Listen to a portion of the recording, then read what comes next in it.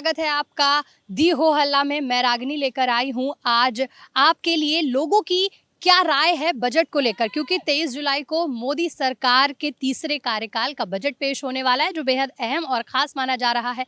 अहम इस लिहाज से है क्योंकि इस बार जो मोदी सरकार बनी है मिली जुली सरकार बनी है, तो मिली जुली सरकार का ये पहला बजट है। और इसी के साथ खास इस लिहाज से है क्योंकि जो वित्त मंत्री हैं निर्मला सीतारमण, वो 7वीं बार बजट पेश करने वाली हैं। तो इस आम बजट से क्या उम्मीदें हैं सैलरी क्लास के लोगों की, चलिए जानते हैं। बजट से क्या उम्मीदें हैं?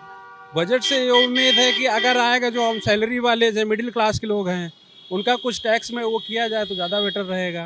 टैक्स कम किया जाए। मोदी गवर्नमेंट बढ़िया काम कर रही है, इंफ्रास्ट्रक्चर पर थोड़ा जोर दिया जाए और हम लोग जो टैक्स स्लैब थोड़ा सा बढ़ाया जाए, ये हमारा ओपिनियन है। ये उम्मीद है। इंफ्रास्ट्रक्चर इम्प्रूवमेंट के लिए कुछ होना चाहिए। इस बार मोदी सरकार जो है मिली जुली बनी है, तो क्या लगता है कि 7वीं बार ये बजट पेश होने वाला है मोदी सरकार में, अच्छा होगा या फिर जो मध्यम वर्गीय सैलरी क्लास है उनके लिए कैसा होगा? अब मध्यम वर्ग को यही उम्मीद लगा के बैठे हैं, सुन भी रहे हैं आप सबके माध्यम से कि टैक्स जो आ रहा है इस पे कुछ किया जाएगा मिडिल क्लास वालों के लिए। अब महंगाई बस कम हो। महंगाई तो होना चाहिए ना, सभी के लिए सभी के लिए महंगाई इशू है, थोड़ा कम होना चाहिए महंगाई। तो थोड़ा सा रिलैक्सेशन मिलना चाहिए टैक्स में। और कैसा रिलैक्सेशन दिया, लेकिन जो अब एज पर न्यू बजट अब आप पूछ रहे हो कि होप क्या है, तो अगर एक सैलरीड पर्सन से पूछा जाएगा तो वो क्या उम्मीद रखेगा? मैं आपसे पूछ रही हूँ क्या उम्मीद है? तो मैंने बोला ना कि उम्मीद टैक्स में रिबेट मिलना चाहिए।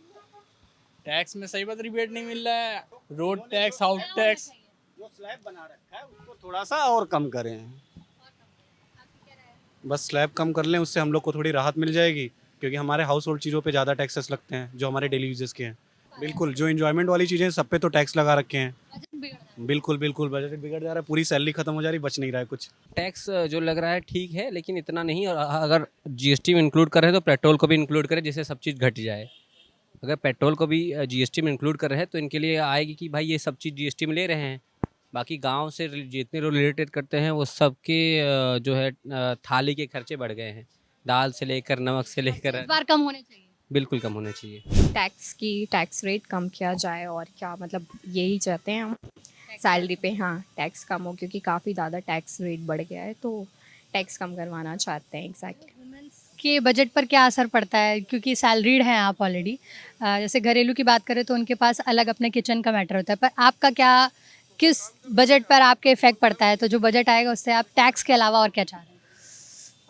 एक्चुअली मतलब ये जो बजट होता है, अब जैसे हम सैलरीड पर्सन होते हैं तो हमारी बहुत सारी नीड्स होती हैं, जैसे कि हमें रेंट पे करना है, हर एक चीज़ मतलब हाँ मंथली हमारा डिसाइडेड होता है कि हमें ये पे करना है, ठीक है। तो अब उसकी टैक्स रेट बढ़ा दी गई है, जिससे हमारा टैक्स कम हो, मतलब कटता है ज़्यादा सैलरी से। तो बस यही चाहते हैं कि टैक्स रेट कम किया जाए, क्योंकि उस काफ़ी ज़्यादा टैक्स रेट बढ़ गया है इंडिया में। बस इतना ही चाहते हैं कि टैक्स रेट कम हो सैलरी। तो भाई सैलरी क्लास की यही मांग है इस आम बजट में कि टैक्स स्लैब और महंगाई पर ध्यान दिया जाए, ताकि वो अपनी मनचाही इच्छा को पूरा कर सके, यानी अपनी लाइफ को एंजॉय कर सकें। तो दी हो हल्ला में आपको हमने दिखाया कि क्या है इस बार की जनता की इस आम बजट से उनकी उम्मीदें।